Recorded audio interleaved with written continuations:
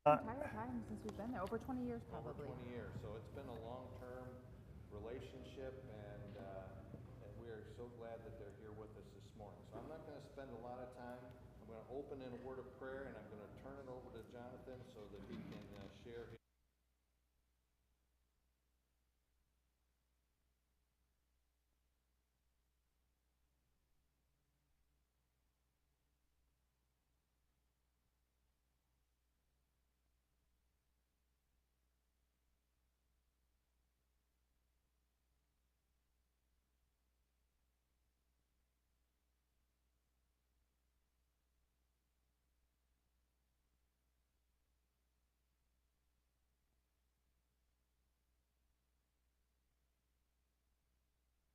Okay. Good morning. It's really good to be really good to be here and to be back with you. It's always nice to come somewhere, go somewhere, return somewhere, and people remember your name. So thank you for that. Appreciate that warm welcome. We're going to begin showing about a 9-minute video. All right, give you a bit of some glimpses of ministry and what we've been doing over the last couple of years. And so we'll show that video, and then afterward I'll share a little bit more.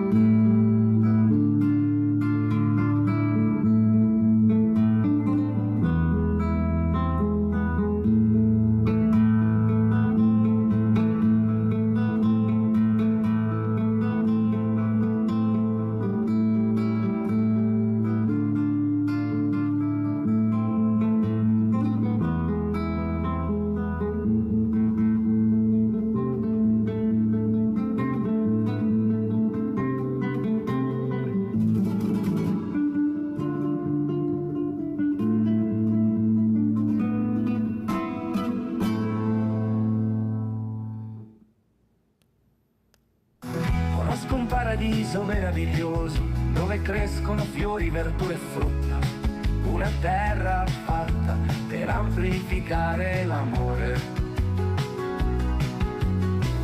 un paese fatto anche per la musica, un paese fatto anche per la musica. Italia, Italia, il paese d'adozione del mio cuore, un paese dove il sole scalda la nostra felicità, regno della pasta, della pizza e del gelato, una terra profumata dove la vita è così bella. Ahimè non posso dire la la la la la la la la la la la la. O se io potessi dire, fa la la la la la la la la la. Conosco un paradiso meraviglioso dove crescono fiori, verdure e frutta, una terra fatta per amplificare l'amore, un paese fatto anche per la musica. Italia, Italia, il paese d'adozione del mio cuore, un paese dove il sole scalda la nostra felicità, regno della pasta, della pizza e del gelato, una terra profumata dove la vita è così bella.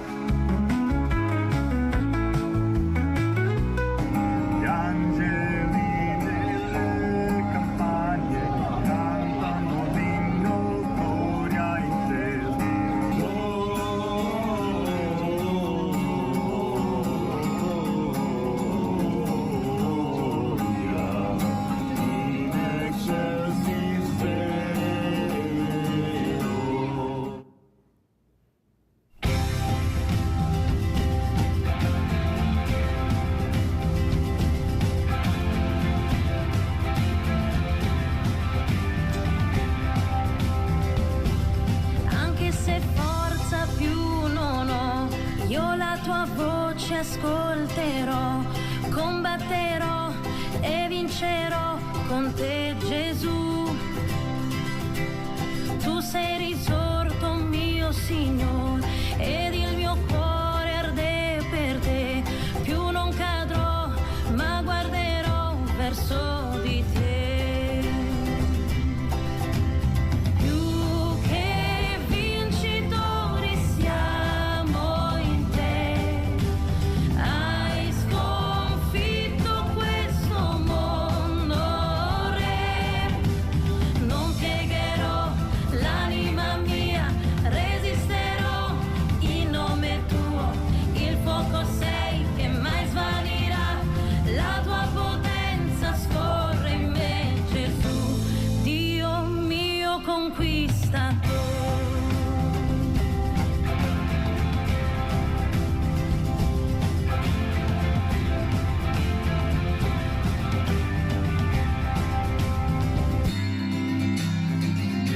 È impossibile, svolti ogni prigione con te, Gesù.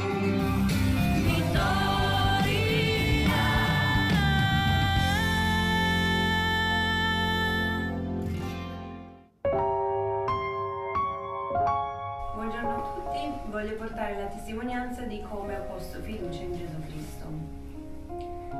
Nasco come cattolica, frequento il catechismo e la chiesa da bambina e giovane ragazza, ma c'era sempre qualcosa che non mi tornava, qualcosa che mi mancava. Vedevo tanta ipocrisia intorno a me e mi sono sempre chiesta, ma perché devo andare a confessarmi con un prete? Perché non posso parlare direttamente con Gesù?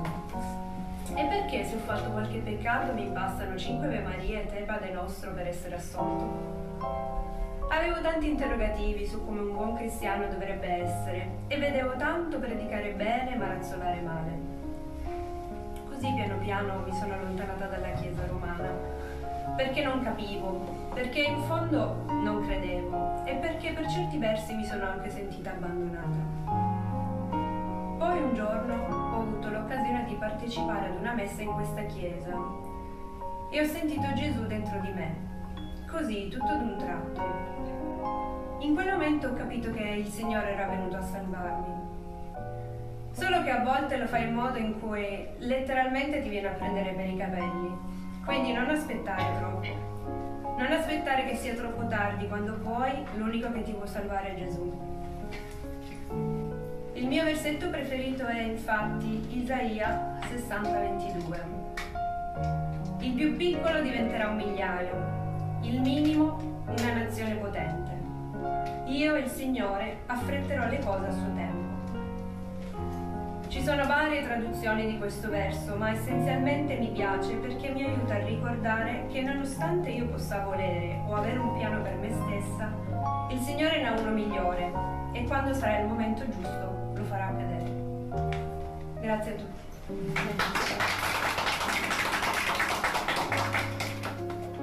Adesso è il mio privilegio e onore di battezzarti nel nome del Padre, del Figlio e dello Spirito Santo. Ok? Adesso rimane così. Ok? Sepolta con Cristo nella sua morte, risuscitata con Lui per camminare in novità di vita.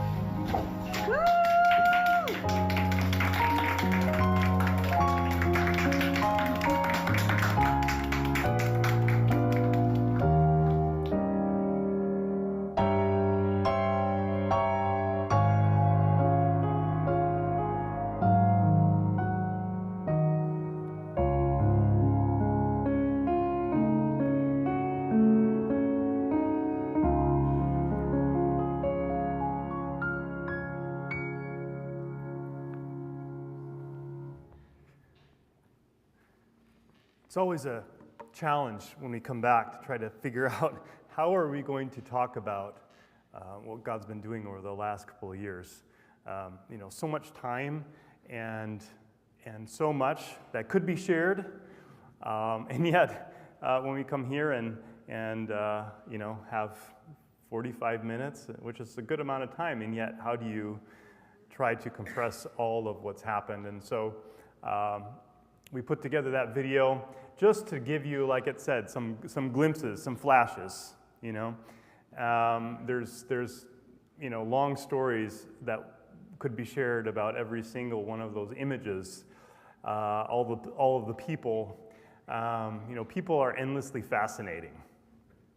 And all the people that you know, pass in the supermarket or wherever, if you had the chance to sit down and hear their life stories, they could tell you things that would no doubt just completely blow your mind.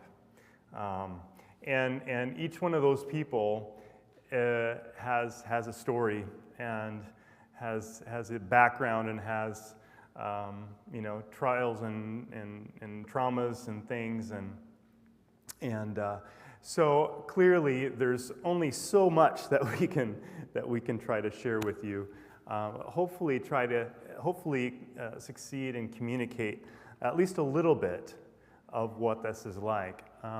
You know, and it's also challenging because you know, there's so much that goes into as well the process of thinking through and trying to be careful that we do ministry in such a way that it is sensitive and appropriate and attuned to the unique cultural climate in which we find ourselves. You know, Italy is, it's been estimated that something like 90% of missionaries that go leave and never return for a second term. Sometime in their first term, they end up leaving. Italy's been called the graveyard of missionaries. And you know, that might surprise some people because you know, they think, well, and we've had people say to us, well, if I were to be a missionary, Italy would be like in my top 5 list of places to go. And you know, okay, sure. Well, why don't you come over and give it a shot? You know, and there's a number of reasons for this, but one of them is just the sheer slowness with which things happen, and the reality of ministering and working and laboring for years and years and years and seeing very little fruit, and that can be extremely discouraging. There's an article, a great article written by a missionary over in Venice. Now, just to orient you, we are in just on the north side of Turin, which is in the northwest. Okay, so you imagine Italy as the boot, right? Okay, and then at the top of the boot, it kind of does this little thing. It expands out, and so we're on the northwest side of that, up in the north, and then so Venice would be on the other side of where we are. And anyway, he wrote this article and analyzed the various reasons for which Italy has such a high missionary attrition rate. And I just want to read a short little section from this article because it's so, when I read this, I said, man, that just perfectly encapsulates the issue that we face, particularly in relation to the pace of ministry. And he says this, in the United States, we're accustomed to fast-paced lifestyle. Of course, he's generalizing a bit, but you know, in relation here, where efficiency and immediate results are often the norm, from fast food to drive-through banking and even donuts. However, Italy embraces a different ethos encapsulated by the phrase dolce far niente, or, which means the sweet doing of nothing, where the value is placed on enjoying life's moments rather than on productivity. This cultural tempo, I believe, extends into the realm of ministry and church life. In contrast to the US, where ministries can often see rapid growth or quick organizational changes, the Italian ministry landscape moves at a pace that mirrors the country's cultural rhythm. Here, the focus isn't on business-like efficiency, but on building relationships and community over time. Many evangelical groups in Italy struggle to maintain momentum, let alone expand or significantly influence the broader culture. The slow pace can be disheartening for missionaries who come with expectations of quick, visible results. The Italian lifestyle prioritizes social engagement and community over productivity in ministry. So this can lead to a ministry approach that's less about numbers and more about depth of relationships, which might not align with the expectations of missionaries and their supporting churches. For a missionary full of zeal and eager for transformation, the initial lack of visible fruit from their labor can be profoundly discouraging. The reality that conversions, life changes, and church growth in Italy don't conform to the timelines they might be accustomed to can lead to feelings of ineffectiveness or the urge to seek a ministry environment where they perceive their efforts might yield more immediate results. This environment necessitates a strategy of patience and long-term investment in people. Missionaries need to adapt to this slower pace, seeing the value in slow, steady growth. The challenge is to redefine or to more fully understand what success looks like in ministry, focusing on the quality of spiritual life rather than the quantity. And that's so true. And one of the things that we've been emphasizing this summer as we've had a chance to share what God's been doing is the depth, the quality of the relationships that we've been building over the course of many years. And, sometimes those do yield encouraging positive results, as we would define positive. Sometimes they don't. And that's, you just don't know. I'd like to share with you the story of Armando. Armando is, you saw him in the video when we were actually singing, and he was standing right next to me. I met him as part of the singing group, the Voci Pericolose, that we sing music from the Renaissance, as you kind of heard that brief snippet. And so I met Armando back in 2015. And so, I've known him for quite a long time. And he's one of those people that, God had put into my life, into our lives, and been building a relationship with him and been praying that the Lord would open up a door to be able to share the gospel with him. And like so many Italians, it's just so difficult to break that barrier. Sometimes you can just skim the surface of it, sort of touch it briefly, but really to get down and to have a significant, meaningful conversation about the gospel. And like so often happens, I was starting to feel somewhat discouraged. It just doesn't seem like there's many opportunities. You have to understand that, I would spend time I would see Armando at least twice a week. We would have at our rehearsals and sometimes even outside of that, and just hanging out. And until last year. So just again, the timeline here, it's been 9 years, right, that I've been working on developing this relationship and praying for an opportunity. 9 years, and we're traveling. We're out away from home. We're in another part of Italy. We're there for a singing engagement, and over the weekend. And as we're getting ready to go out, Armando says to me, "Can I ask you a strange question?" I said, "Well, of course, sure." He said, "Are you afraid to die?" Now that might be a strange question in any culture, perhaps, but you have to realize that it's exceptionally strange in the Italian culture, because for them to even bring up the idea of death, the topic of death, almost has a superstitious quality about it. It's almost like you're bringing, bad mojo on yourself when you talk about it. And he explained, as he said, the reason why he was asking that, because he had just received word, actually, that a friend of his, about the same age, had just died. And so that really hit him pretty hard, and got him thinking. And so he asked that question: "Are you afraid to die?" And I said, it wasn't the perfect moment to just sort of stop and sit down and have a good long conversation, but clearly I saw an opportunity there. And I said, "Well, Armando," I said, "sincerely, I have to say no. Now," I said, "when I think about it, my thoughts immediately go to, my family and, my wife and my children and church and those who depend on me and that sort of thing. But I said, as far as what concerns me personally, that it doesn't frighten me. And because I said, I have hope.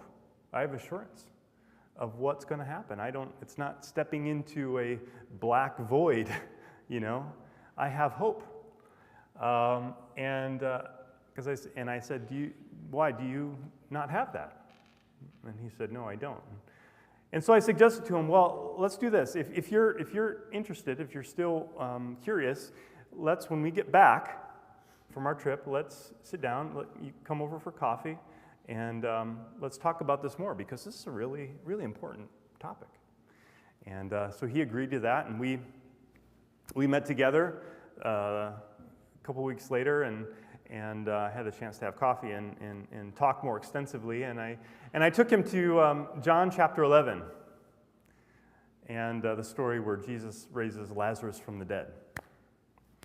And I just read a brief part of it. It's a fairly long chapter, but read a brief part of it and just said, Armando, this is why I have that hope that I was telling you about. It's not because, I'm made of sterner stuff than most people.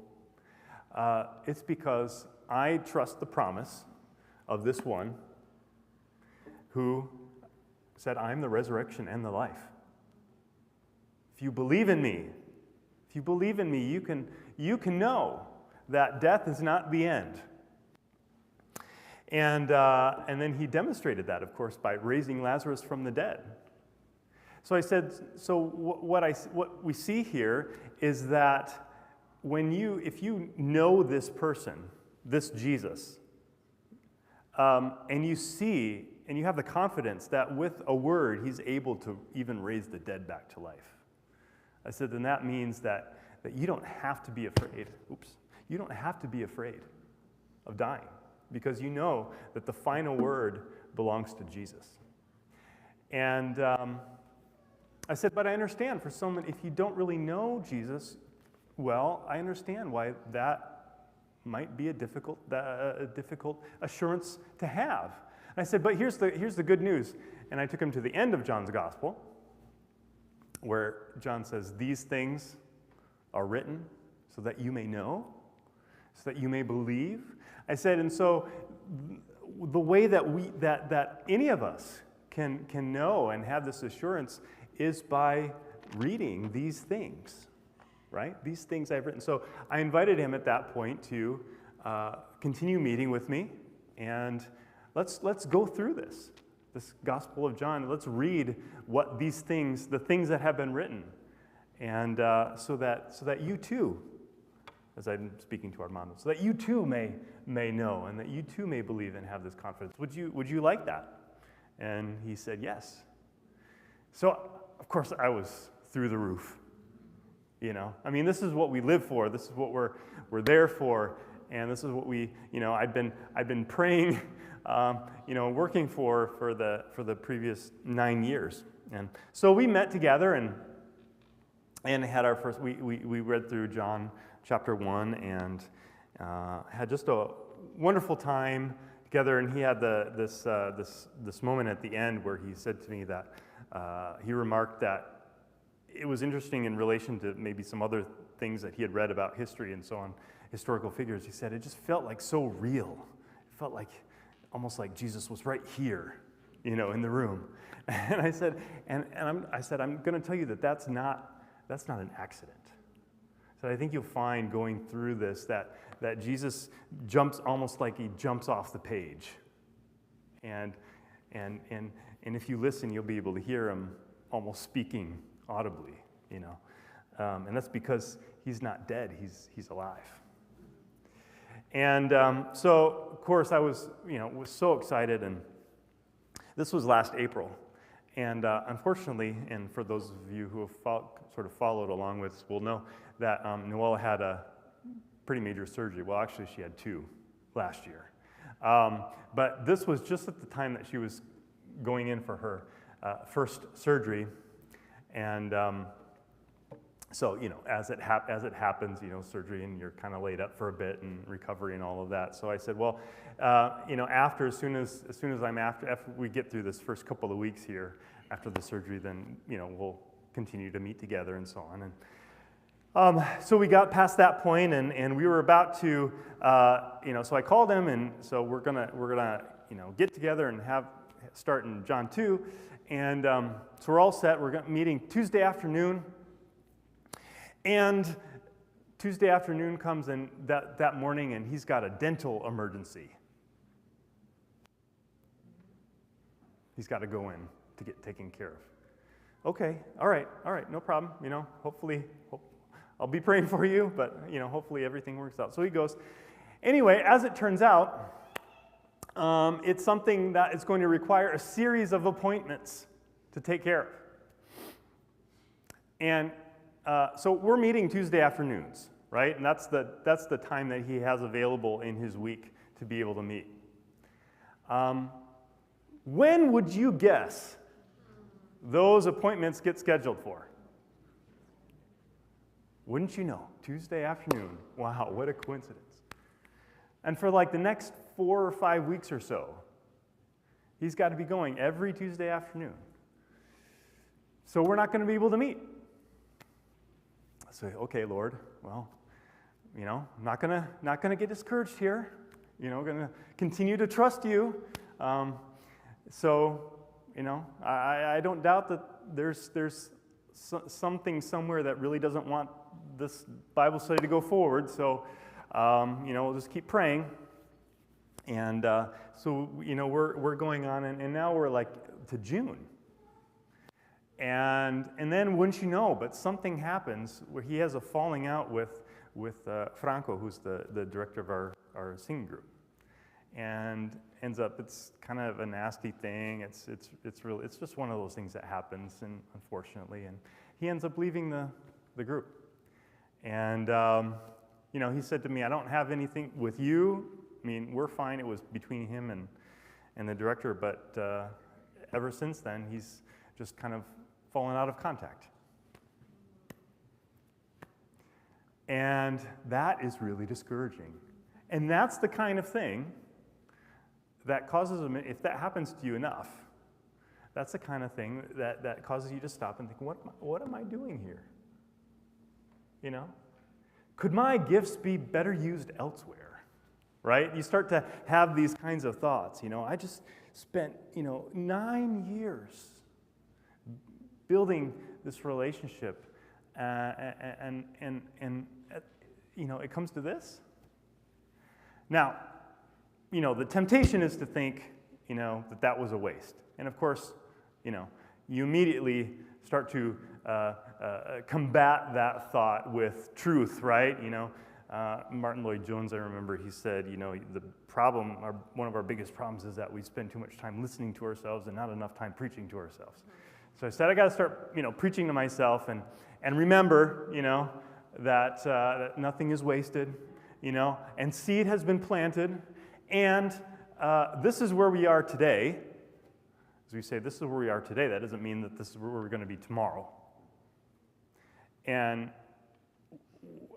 I saw God working in Armando, and so I don't think that God's done with him. And so I'm still praying for him. And I would appreciate it if you would pray for him. Because just because that's where we are today doesn't mean that's where we'll be tomorrow. But that's the reality of missionary life.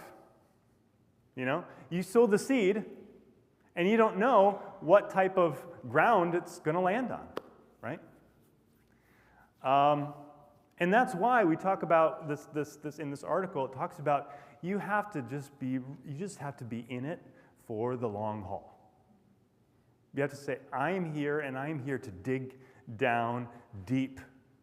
And I'm not going to let myself be like the tree, the Psalm 1 tree, planted, rooted by streams of water, that, in whatever season it is, you're there, you're constant. You're perseverant. You're tenacious. And So that's the reality. Now, we're so thankful that God does give us as well those encouraging examples. So it's not all Armandos. Although we could tell you story after story after story of things just like that. And it almost gets to the point where it's somewhat comical. Where you say, these coincidences happen with people. You get to, it's just one after another. You get to this point, right? And there's that openness, and then it's like I should have seen it coming. Sure, okay, this time it was a dental emergency, but it's been other things in the past. But it's clear that we have an enemy who doesn't want people to be receiving that seed of the Word of God. But it does happen, and in God's goodness and His sovereignty, we see we have encouraging examples. And one of those is Jessica, and you saw her baptism from February of this year. And wow, she's been such an encouragement to us. And, on the one hand, her example might seem to be a bit of a defeater for this whole thing that I'm talking about this long-term, slow growth, very, very, very minimal, fruit and so on. And because in reality, by the time that we met her and she started coming, she talked about how she had, attended the service and, felt the presence of Jesus. And it was a relatively short time. It was, in fact, less than a year that from the time that we met her and she first came to the time that she made a profession of faith. But you have to realize that didn't come. She didn't just, fall out of the sky. Just show up one day and say, hey, I hear there's a church here I'd like to attend. That's not how it happened. You see, Jessica is the daughter of Dalida, who's a member of our church. Dalida, who we met back in 2013. Okay? So actually, it was from the time we met her mom to the time that Jessica came and then started attending, it elapsed, there had been about 5 or 6 years that had passed. Now, Dalida, when we met her, she had not that long prior gone through a really messy, difficult separation from her husband. And as part of the fallout of that, he had attempted and succeeded in poisoning the relationship with her and with Dalida and her oldest daughter, Jessica. So that by the time that we met Dalida, she and Jessica were estranged. And that was really one of the sticking points for Dalida, is when we were started to be able to have opportunity as well to just start reading the Bible together, was she recognized something that I think sometimes even some professing Christians don't really get that well. Because she said, the difficulty I have with accepting God's forgiveness is realizing that if I do that, then I'm going to have to forgive my ex-husband. She realized, she saw the connection. That she was going to have to be willing to forgive him if she was going to receive the forgiveness for all of her sins. And that was a real struggle for her. And I remember still, that moment when we were sitting at the table and she was just sharing, I just don't think I can do that. And praise God, she got to the point where she could. And she was able to let go of that. And wouldn't you know it, 2018, God did some amazing things and actually brought reconciliation between Dalida and her daughter. And that was the point at which Jessica then, she had been living a bit of a ways away, and she actually moved to Casale, and that was when then she started to attend the church. And the reason was because of her mom. And because she came, she wasn't quite sure about what she was getting into, you know. I mean, she had been brought up in the Catholic Church and so on, so she had no connection, no experience whatsoever with evangelicals, but she came because her mom was going, and because she knew that her mom trusted us. See, that's so important for Italians. I cannot emphasize enough how mistrustful, how cynical, how diffident Italians are. Of course, I'm generalizing. I get that. It's dangerous. But on the whole, how cynical and diffident people are. Our colleague Melissa, she was had been developing a relationship with a woman for a number of years, for like 4 years, and she at one point referred to her as her friend. Juliana, heard this other lady, and Juliana was like, "Oh, I wouldn't say that." I mean, like after 4 years spending time with someone. So it takes a long time for an Italian to be willing to open up and to begin to trust. So they're very diffident, and so in order to have those meaningful conversations with people about the gospel, you need to have that trust there. And so the reason why Jessica was willing to come and to open herself up and to listen was because of the relationship and the trust that she knew that her mom had in us. And as a result, she came and she began to listen and participate, and by the next year, she said, she stayed after a service, and she's like, "I got something to tell you." She's like, "I'd like to be baptized. I'm a believer." It was so exciting. And God's good because He does provide those glimpses and we do get to see fruit. And so we're so thankful for that. But once again, it takes a long time. It requires a lot of patience. It requires a lot of perseverance. It requires a lot of prayer. It requires a lot of time spent and a lot of love shown. And it is by the grace of God that we've been in Italy now for 20 years.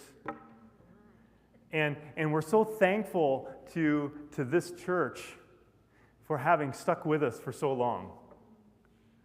And, just where we are in our ages and so on, we are hopefully, I say hopefully because, the Lord can always do surprising things, but, that we have at least another 20 more years that we'd love to spend in Italy. And we hope that's the case. But we also realize that with the pace of things, and because that things move slowly, that we also may be planting seeds for fruit that we will not be around to see. Because we do realize that things move very slowly.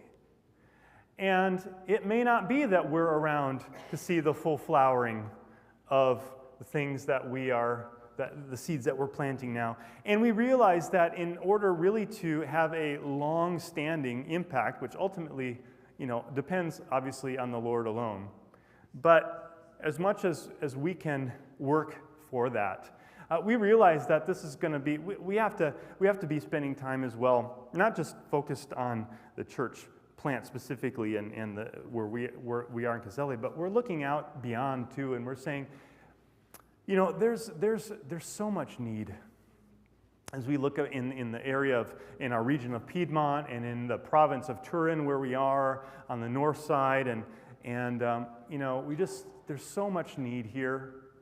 And is there anything that we could be doing as well, just to be looking beyond, giving the members of our church just this passion and desire to see more churches planted?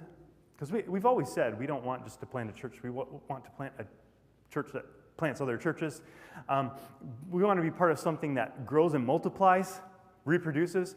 And so we've been praying, Lord, would you, bring us into contact. If there's anybody out there with other like-minded believers, maybe another church here somewhere in the area that we could potentially partner with and look at maybe starting something together, or we just don't know. But the point is that we want to build into something that's going to potentially have further lasting fruit, which will extend even beyond our lifetime. And I know time is such an enemy. Okay, so I'll try to do this really quick. So Paolo, let me tell you very quickly about Paolo. Now, we were at the beginning of our ministry, after 2 years of language school, we were involved in a church plant for 5 years, so from 2007 to 2012, where we were partnered with an Italian church that was in Turin itself, Turin proper. And so we were, in addition to what we were doing there at Gonzale, we were also plugged into the mother church. And one of the things that we were doing was we were working with the youth. And Paolo was a member of the youth group at that time. He was a teenager. And I'd gotten to know Paolo and been able to work with him and so on. And if you know the story from what happened, the Italian pastor that we were working with ended up in 2012 abandoning his wife and disqualified himself from ministry, and it was really sad in the whole thing. But actually what happened was then the mother church decided they weren't interested in continuing to support the church plant, and so they just absorbed it basically, and so we had to, in 2013, had to start over. But it felt in many ways like a waste. Even though, again, we knew it wasn't, but we'd felt like we'd spent the previous years working in this ministry, and then just to see it all basically disappear. Well, so last year, our colleague Melissa made a connection with a lady named Claudia from Nole. Now, Nole, if you're looking at, again, the map, okay, we're just on the north side just outside of Turin. Nole is further north, about 20 minutes to the northwest of us, okay? And so evidently, we didn't know about this, but Claudia and her husband, Matteo, and their son and daughter-in-law had started a church. I mean, this is so rare in Italy, where you have Italian believers that just take it upon themselves just to start a church. They had some Bible training and so on, so, but, it's just, that just thing doesn't hardly ever happen. And anyway, so we said, well, that's really interesting, getting to know her a little bit just by text message and so on. So we said, well, why don't we plan a time when we can meet each other and maybe even, have a joint service together. So we planned this out, and last fall we had a joint service. So as we go up, we're on our way, we get to Nole. There's a group of them that are out there to welcome us. We get out of our van, and we see who it is, and our jaws just drop open, because Claudia and Matteo are Paolo's parents. And Paolo, the son, is the son, now married, but with whom had also participated in starting this church, and so is actually one of the leaders of the church.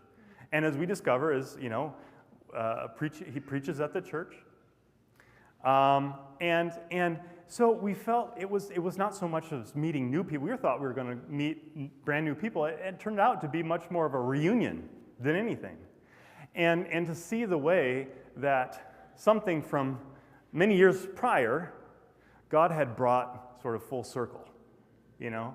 And there was just this moment of God ordainedness to that moment. And our hearts were so full, not just to see them again, but to see the members of our church who, by the way, have had no experience in any evangelical church prior. I mean, these were all new believers, right? They'd kind of grown up in the Catholic background. And they know, right, that there are such a thing as evangelical churches in the world, but they'd never met anybody actually in flesh and blood, And it's one thing to hear about it, it's another thing to actually know. And so it was just amazing to see the members of our church have this opportunity to be like, there are other people like us. You know, we may be kind of weird, but there are other people who are weird like us, you know? So it was so good to see, and there's a couple of there was a couple of pictures and a video there of just that time where there was that interacting, and it was just amazing to see this sense of this bond that developed almost instantaneously. And so we were able to have a joint service then this year with them. Paolo came and he preached. There was a photo of him there preaching actually in our service. And as we've been able to talk since then and you know, have some time together more, you know, we're looking forward to strengthening this relationship with this church.